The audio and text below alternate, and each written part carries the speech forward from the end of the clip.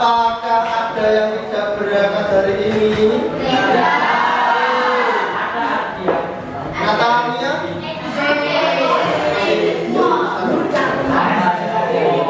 Kita biasanya kan belajar tentang matematika. Khusus untuk hari ini kita tidak belajar matematika dulu.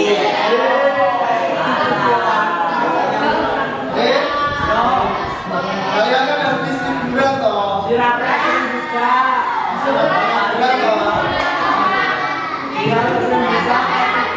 Hari ini kita akan belajar tentang pembahasan kebinekaan global.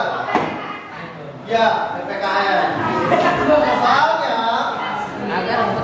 kalian kan belajarnya menggunakan kurikulum merdeka. Itu memisahkan kalian pada P5 atau profil pelajar Pancasila yang kalian biasa pelajari di akhir pelajaran sebelum pulang. Kali ini saya akan membahas tentang topik 2, yaitu kebinekaan Indonesia, negeri penuh harmoni.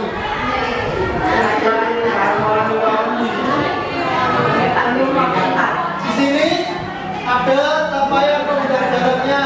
Yang pertama, setelah mempelajari topik ini, kebinekaan Indonesia, kalian diharapkan untuk memahami apa makna toleransi sesama teman, toleransi masyarakat, toleransi agama, dan yang lainnya. Karena di Indonesia itu terdiri dari beberapa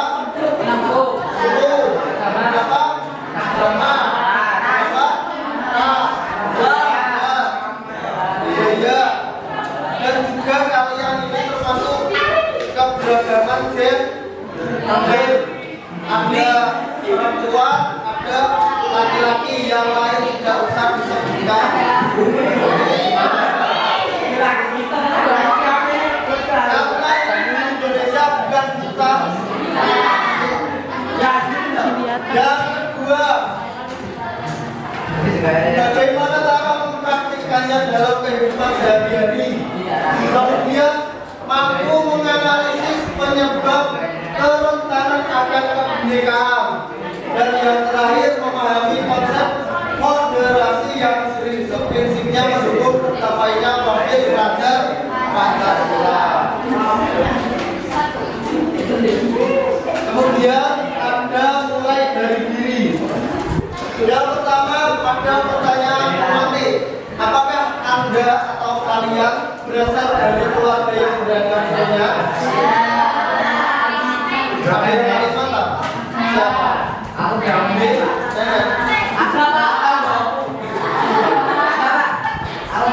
kalau kalian sendiri berasal dari Jawa semua? Cina, Pak.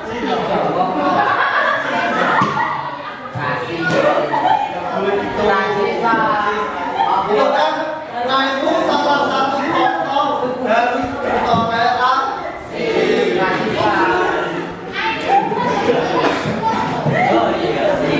Jika iya, bagaimana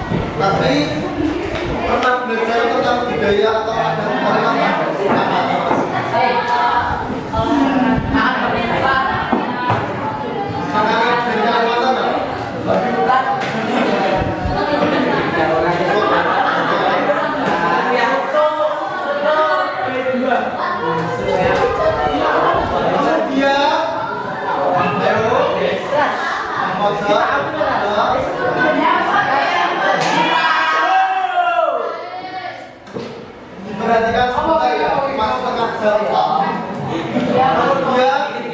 kita keberagaman Indonesia itu adalah kekayaan atau aset. Mengapa ada konflik yang dipicu oleh perbedaan suku dan budaya? Ada yang bisa menjawab? Singkatkan Indonesia beragam nih. Ada suku, budaya dan lain-lainnya itu kan banyak. Nah, kalau misalkan keberagaman itu adalah aset, kenapa aset itu ada konflik yang dipicu dari sekelompok orang atau oknum-oknum? Itu alasannya apa? Perbedaan pendapat, merasa dirinya lebih baik, merasa dirinya atau golongannya itu lebih baik daripada yang lainnya. Kemudian daerah atau budaya mana di Indonesia yang ingin kalian kenali dan pelajari lebih dalam lagi? Kalimantan, Papua. Kenapa Papua?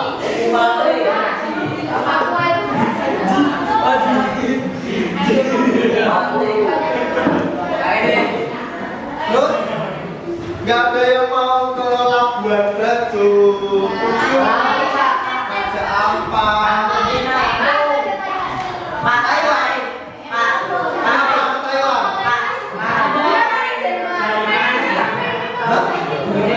Sponsor loh.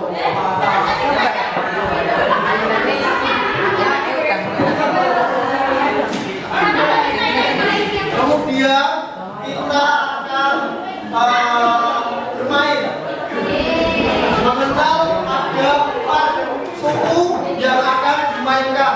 Tentang ada 4 suku.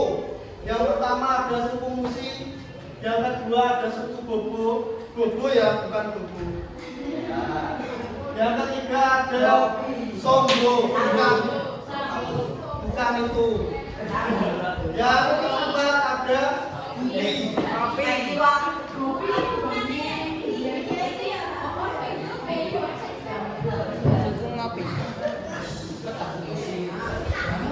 Di sini ada peraturan atau dari setiap masing-masing suku. Contohnya untuk suku Musi hanya berbicara menggunakan bahasa Inggris. Kemudian suku Musi benci dengan kelompok Bumi. Suku Musi dengan Bumi itu benci, musuhan. Kemudian jadi tidak bisa bepergian ke wilayah Bumi. Jadi suku Musi itu tidak bisa bepergian ke tempatnya Bumi karena musuhan. Kemudian suku Musi punya banyak uang atau privilege. Kemudian yang terakhir, modal awal yang dimiliki oleh suku Musi itu 1 papan dan 3 juta uang pisgen atau mata uang di Musi. Kalau dirupiahkan sekitar 3 perak aja. 3 perak. Kemudian ada suku Songgo, berbicara dengan menggunakan bahasa apapun bisa, bahasa planet lain, bahasa Inggris, bahasa isyarat, bahasa Jawa atau suku, itu bisa semua. Kemudian suku Songgo adalah pedagang, tetapi tidak bisa masuk ke wilayah Bobo karena dicap jelek. Musi tidak bisa ke Bumi, Songgo tidak bisa ke Bobo. Modal awal yang dimiliki Songgo itu 1 karung beras dan 1 juta uang pisgen. Kemudian suku Bumi hanya bisa bahasa daerah, atau kalau kalian bahasa Jawa, maka suku Bumi itu bisanya cuma bahasa Jawa, tidak bisa bahasa Indonesia, tidak bisa bahasa Inggris. Kemudian suku Bumi itu petani dan tidak bisa meninggalkan tanah mereka. Jadi Jadi Gupi itu tidak bisa kemana-mana. Ngerti? Kemudian hanya bisa menjual beras kepada orang sombong, karena orang sombong memonopoli perdagangan. Modal awalnya yaitu 4 karung beras. Jadi dia tidak punya kayu dan tidak punya uang. Kemudian ada suku yang terakhir yaitu suku Bobo. Suku Bobo itu tidak bisa bicara. Oleh karena itu mulutnya ditutup, kemudian ditutup menggunakan laban atau kain atau ditiup. Terus suku Bobo itu tukang kayu yang hebat. Jadi modal awalnya yaitu banyak kayunya dan 4 kayu dan 1 juta uang isgen. Kemudian suku Bobo tidak boleh masuk ke wilayah sombong. Kita ulangi lagi, kalau misi tidak boleh ke Gupi. Kemudian suku sombong tidak boleh ke Bobo. Bobo tidak boleh juga ke sombong. Kemudian Gupi tidak boleh ke mana-mana. Oke. Kemudian suku Musi hanya bisa berbicara dengan satu bahasa yaitu bahasa Inggris. Suku Sombo bisa bahasa menggunakan apapun. Suku Gupi daerah. Suku Bobo. Jadi kalau suku Bobo ini berbicara menggunakan bahasa, contohnya saya ingin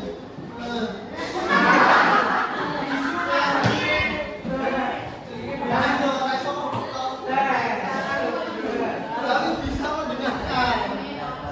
Oke?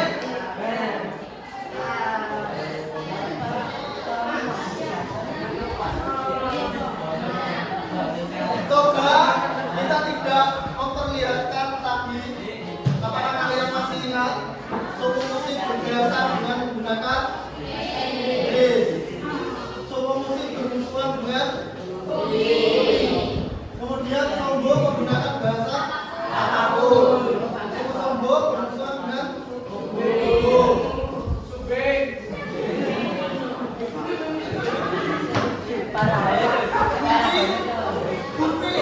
menggunakan bahasa daerah.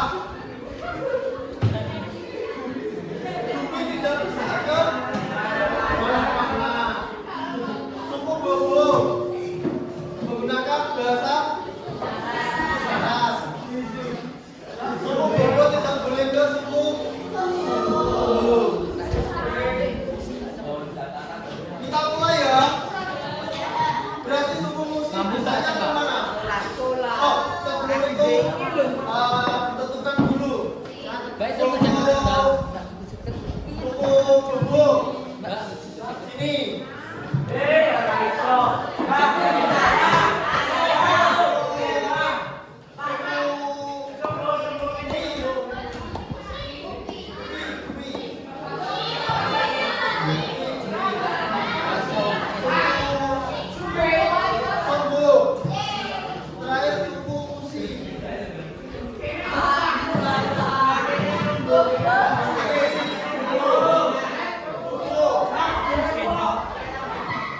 Bisanya saja.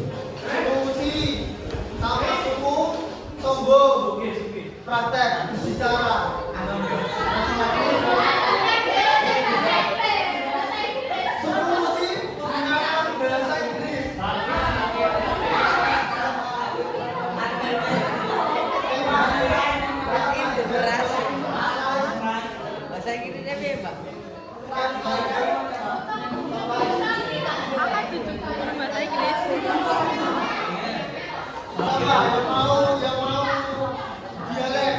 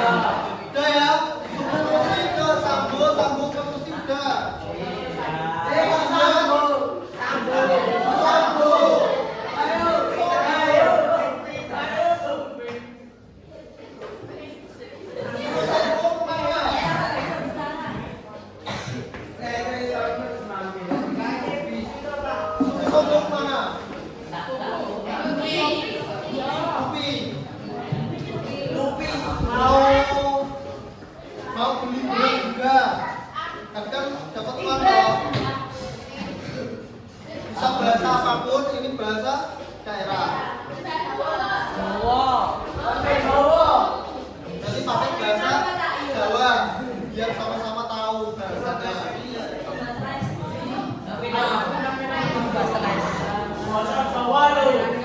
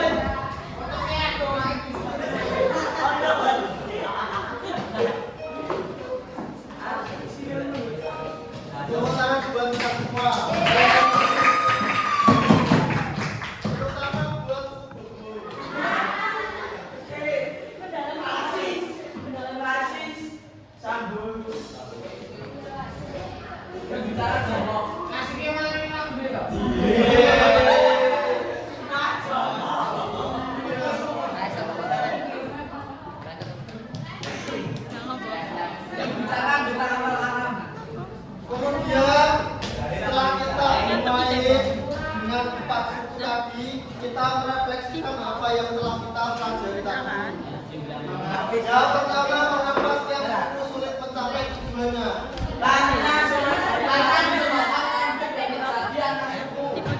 Konflik. Perbedaan bahasa. Merendahkan.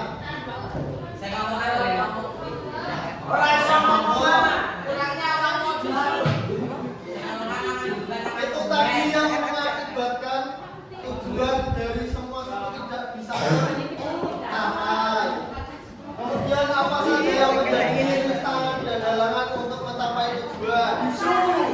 Bahasa, karena setiap suku memiliki bahasa yang berbeda dan tidak semua suku bisa menguasai semua bahasa. Kemudian jika kalian berat mengubah aturan permainannya, apa yang akan kalian ubah agar semua bisa mencapai tujuannya? Saling bertoleransi.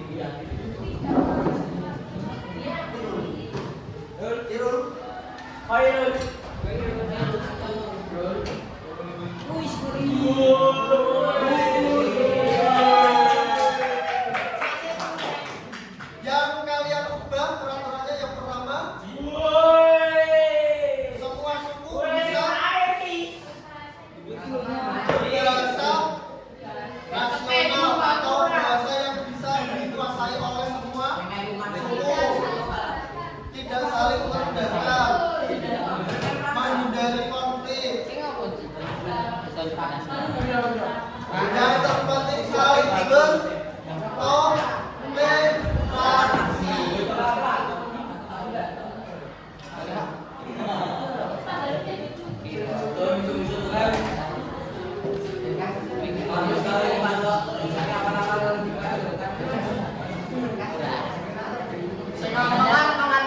Kemudian ada konflik dan kekerasan bermula dari benih atau bias dan prasangka.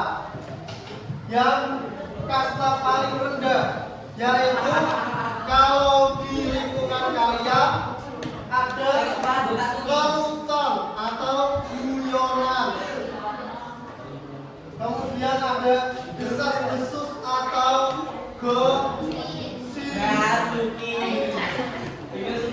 Kemudian ada stereotip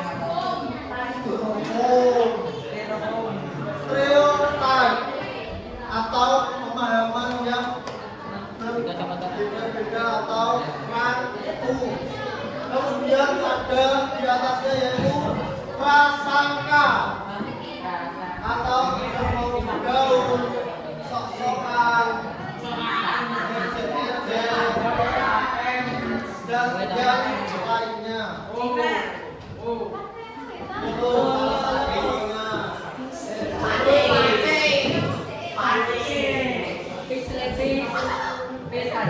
Bagaimana konflik kekerasan terjadi?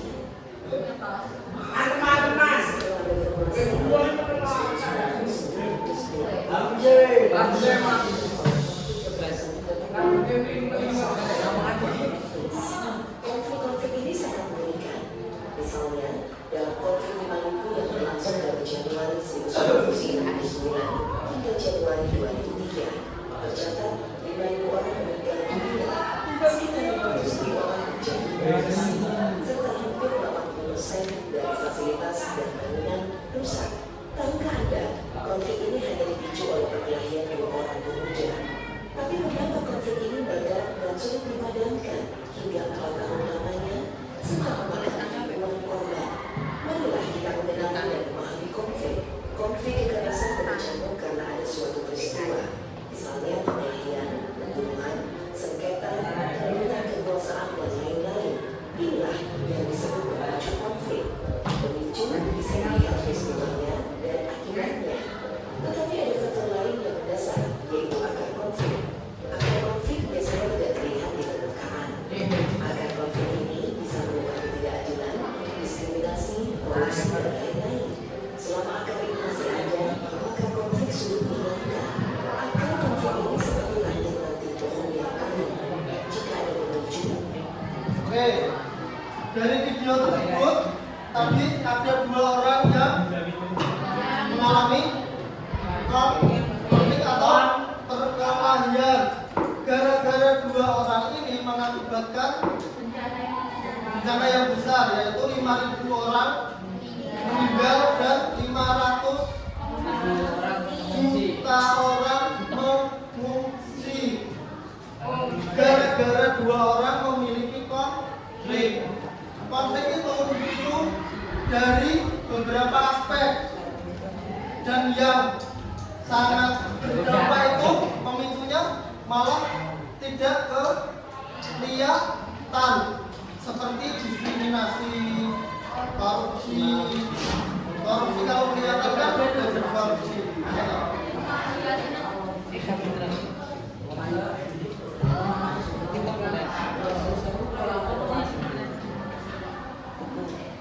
Kemudian ada mana toleransi, intoleransi, dan ekstremisme. Toleransi adalah sikap saling menghormati, saling menerima, dan saling menghargai di tengah keberagaman budaya, kebebasan berekspresi, dan karakter manusia. Kemudian intoleransi, yaitu setiap perbuatan kekerasan dalam bentuk pembedaan, pengecualian, pembatasan atau pemilihan berdasarkan suku atau etnis, agama, kepercayaan, ras, warna kulit, ras, usia, status sosial, ekonomi, kebangsaan, jenis kelamin, dan atau kemampuan intelektual, atau misal pinter, sedang, atau kurang pinter, mental, sensorik, dan fisik. Kemudian ekstremisme, yaitu berbasis kekerasan yang mengarah pada terorisme, adalah keyakinan dan atau tindakan yang menggunakan cara-cara kekerasan atau ancaman kekerasan ekstrim dengan tujuan mendukung atau melakukan aksi terorisme. Contohnya suatu golongan atau organisasi yang merasa dirinya paling benar, paling wah, segala-galanya dibandingkan yang lain. Itu mereka akan menggunakan berbagai cara untuk melakukan cara yang digunakan mereka.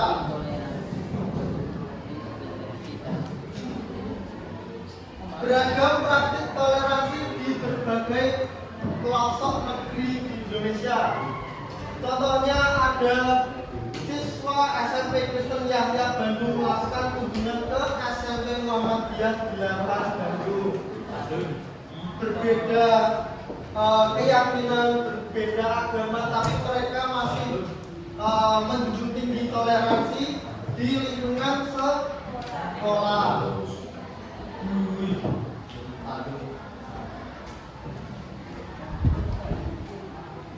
Profil pelajar Pancasila yang sudah sering kalian dengar. Yang pertama ada iman pertama kepada Yang Maha Esa dan beramal mulia. Kedua, ketiga, keempat, kelima, berkebinekaan global.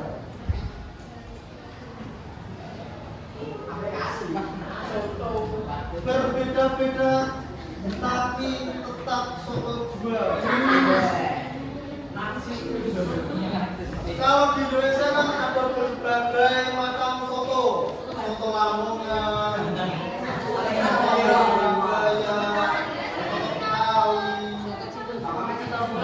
soto Gading, soto. Nah, kemudian ada batik pemersatu bangsa. Kalian kan orang Solo, terkenal juga dengan batiknya. Dari kelima batik yang ada di depan, batik Solo yang mana? Parang, satu lagi, kamu. Jadi orang benar. Nah,